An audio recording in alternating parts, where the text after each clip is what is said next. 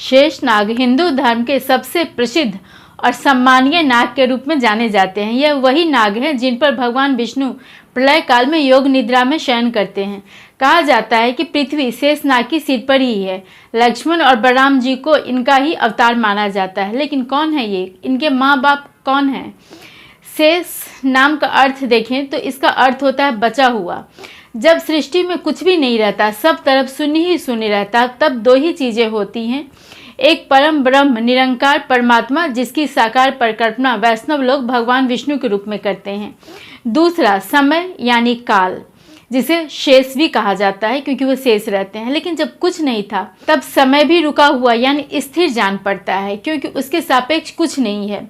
रुका हुआ ही सही पर वह अस्तित्व में है, इसलिए उसकी परिकल्पना एक सांप के रूप में की गई है जो कुंडली मारकर बैठे हुए, कुंडली यानी क्वाइल रुके हुए होने की निशानी है। इसी कुंडली पर भगवान विष्णु विराजमान होते हैं, पर उसका फन उठा हुआ होता है, यानी वह अस्तित्व में है, जीवित है पर स्थिर है। जब सृष्टि की उत्पत्ति होती है, भगवान विष्णु वैकुंठ में रहने लगते हैं, तब भगवान विष्णु के साथ शेष भी एक्टिव रूप में आ जाते हैं, यानी कुंडलित रूप में अब नहीं रहते। इसी इसमें कहा जाता है कि शेष के सिर पर पृथ्वी रहती है। क्या मतलब हुआ इसका? वास्तव में ये एक उपमा है, मेटाफोर है।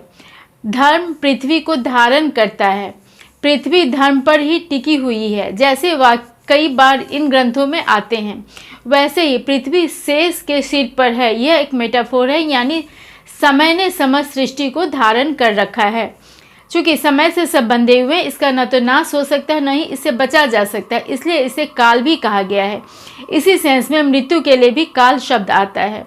चूंकि समय अनादि है, अनंत है, सब कुछ खत्म हो जाने के बाद वही शेष रहता है, इसलिए वह भगवान की तरह अनादि अनंत है। उसके माँ बाप नहीं है, उनके जन्म नहीं हुए हैं, इसलिए उनके जन्म की या उनके माँ बाप के बारे में कोई जानकारी नहीं मिलती है। अब आते हैं, अगर शेष का वास्तविक अर्थ समय से है तो फिर वह अवतार कैसे लेता है? सामान्यतः लक्ष्मण जी और बलराम जी को शेष नाग का अवतारी रूप माना जाता है, लेकिन यह पुराणों उसके बाद आने वाले ग्रंथों में आया है।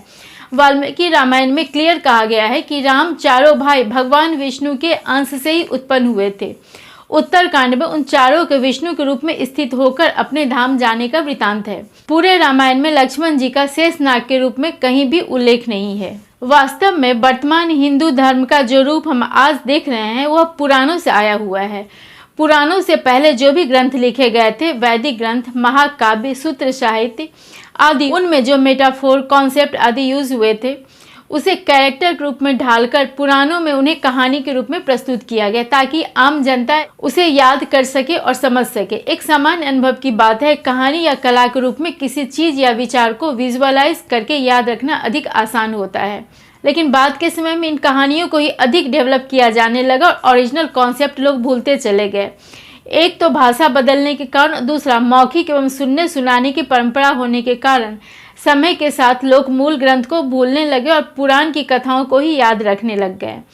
चूँकि शेष यानी समय सृष्टि से पहले और बाद में भी हमेशा भगवान के साथ रहते हैं, स्वयं भगवान भी अपने को समय के बंधन से मुक्त नहीं मानते, इसलिए अवतार लेते समय भी वे उनके साथ ही रहेंगे। संभवतः यही विचार शेष नाग के अवतार के विचार का आधार बना।